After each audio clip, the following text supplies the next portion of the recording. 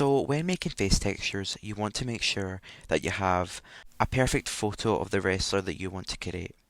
So I love using PixArt because with the sticker feature, you can look up the superstar's name you want to create, and then that'll bring up so many renders of the superstar, which is good because renders usually have high quality images of the superstar's faces. I chose this photo of Cora Jade as the face is very symmetrical and it would be very easy to make a face texture out of this photo. So now I'm just saving it to my camera roll. Then going into my chosen app to make the texture is Procreate. This is the app that I use the most to make almost all of my logos. Now inserting the photo of Cora Jade's face. With this image, I'll be, zooming in, trying to scout out the best way how to make the texture.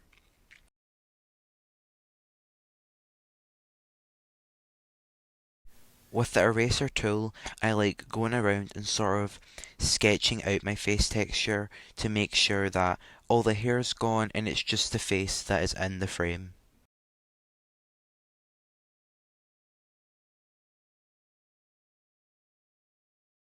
So as we can see, the face is symmetrical, but the eyes are off. So using one of the tools at the top, I am going to be clicking the Freeland option. And this option gives you the ability to copy and paste things of one image to the other side of the image. So I'm going to be sketching out one eye that is more even, and I'll be hitting the copy and paste button. And now using the little mouse sign at the top, I'll be hitting flip horizontally. Now moving it to the other side, which is a bit uneven, and just making it look perfect and making it look, completely even altogether. So as we can see, even though the eyes are even, they're still a bit off. So I'm going to go into the eraser tool and pick airbrush and select an airbrush brush and softly go over the edges of the other eye that was imported from the last eye. This smooths it out and makes it look more realistic, and it sort of blends it into the skin tone so it looks like you've not imported it. Makes it look very natural and overall just cleans up the full texture.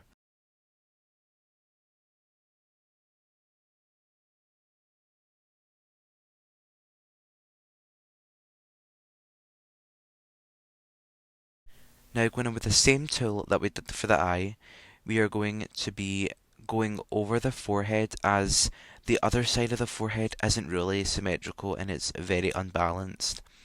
We're going to be copy and pasting that over to the other side, and already the face texture kind of, makes it look more realistic and it sort of brings it together.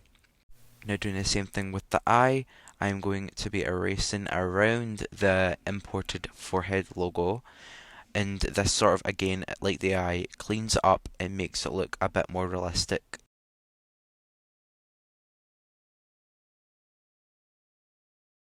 Again, going on with this process, we are going to be doing the exact same with the eye and the forehead, copying over a layer from the cheek and sort of making the face texture look full. Finally, for this portion, we are just going to clean up the edges of the face texture with the eraser tool. This sort of just finalizes the first step of making a texture. It sort of gets away all the bad lines and just neatens it up a little bit. Now that we have cropped out the texture, we are going to be saving it as a PNG logo to our camera roll. Now for the second steps into making a face texture, you want to get this face texture from Google and then import it as the base. Now import the previously made starter of the face texture of Cora Jade and then sort of map it out and try and get it in the perfect location. Now using the skin match tool, I'm going to go to Cora Jade's face and sort of get the skin tone that is most consistent on her face. Now I'm going to add a new layer above the face texture and then apply the colour. Now clicking the little sign with N and going all the way down till I see hue. And now putting those two logos together. Now using a eraser tool, going down to airbrush and sort of smoothing out the layers of Cora Jade's face.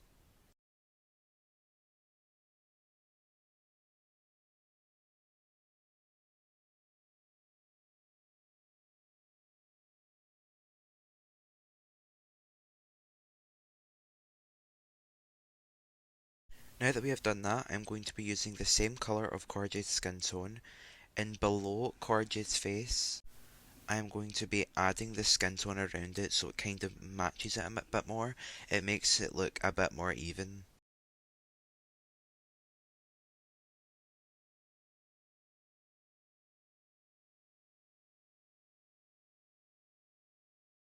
I am now going in with a lower capacity brush and sort of going over the highlighted areas on her face, as when you put it in game, it looks very light and bright and it doesn't really look right.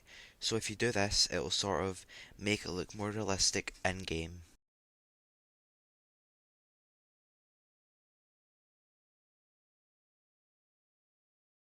So as you can see, the face isn't perfect, so I'm going to go in with an eyebrow stamp brush.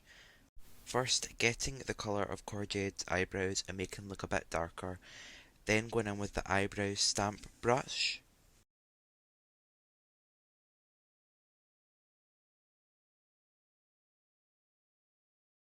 Now using the eyebrow and sort of shaping it to Cora Jade's eyebrows. Now copying that logo and then making it over to the other side, and then sort of again adjusting it, making sure it matches up to her actual eyebrow.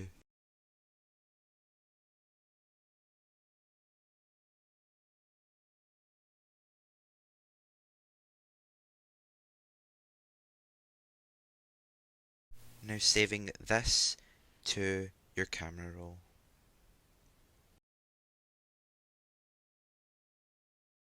Once you've made your texture, go into this app called Remini and then select the texture that you have just created. Now what this app does is it enhances the photo that you upload to it. It makes it look better quality and it makes it look more realistic. As you can see, the difference between the one before and the new one that's been enhanced, it's much more better quality and overall looks better. Now saving this to your camera roll, and that is you finish your face texture.